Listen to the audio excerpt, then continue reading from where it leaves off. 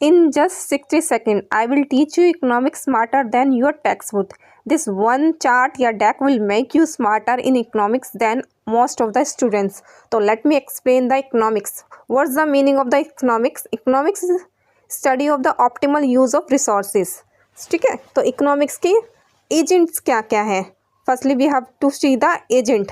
तो agent में क्या है? Consumer, producer, government.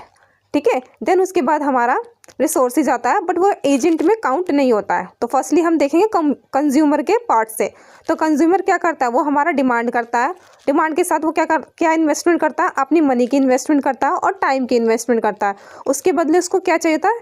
Maximum satisfaction चाहिए होता है. ये क्या है? हमारा कंज्यूमर की डिमांड.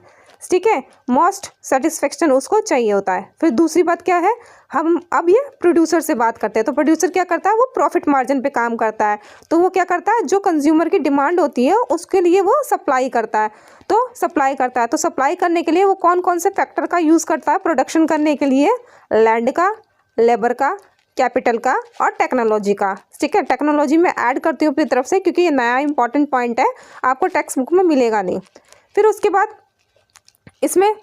बाद क्या करता है? उसके बाद ये हमारा सारे उत्पादन के मतलब प्रोडक्शन के ये फैक्टर है. देन उसके बाद आती है हमारी गवर्नमेंट मतलब सरकार. सरकार क्या करती है? सरकार हमारी सोशल वेलफेयर करती है. जैसे आपने पॉलिटिकल में पढ़ा होगा डीपीएसपी के बारे में, क्योंकि वो राज्य निर्देशक के सिद्धांत पे कार्य करती है, वो हमारे सोशल वेलफेयर पे काम करती है. तो उस हिसाब से हम नेक्स्ट पढ़ेंगे रिसोर्सेज में क्या होता है? रिसोर्सेज क्या हमारे वो लिमिटेड है. ठीक है, और हमारा उसके हम अल्टरनेट यूजेस भी करते हैं. लिमिटेड रिसोर्सेज का अच्छे से ऑप्टिमाइजेशन करना ही इकोनॉमिक्स कहलाता है. तो अगर हमारे रिसोर्सेज का सही से यूटिलाइजेशन नहीं करेंगे तो हमारा क्या होगा? स्कैर्सिटी होगी. ठीक है, क्योंकि हमारे पास रिसोर्सेज क्या है?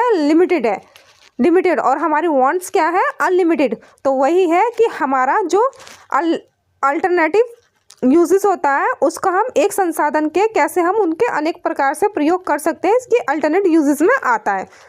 ठीक है, तो फिर इसका मतलब क्या हुआ? देयरफॉर जो इकोनॉमिक्स है वो क्या करती है? एलोकेशन करते हैं लिमिटेड रिसोर्सेज का अच्छे से ऑप्टिमाइजेशन करना.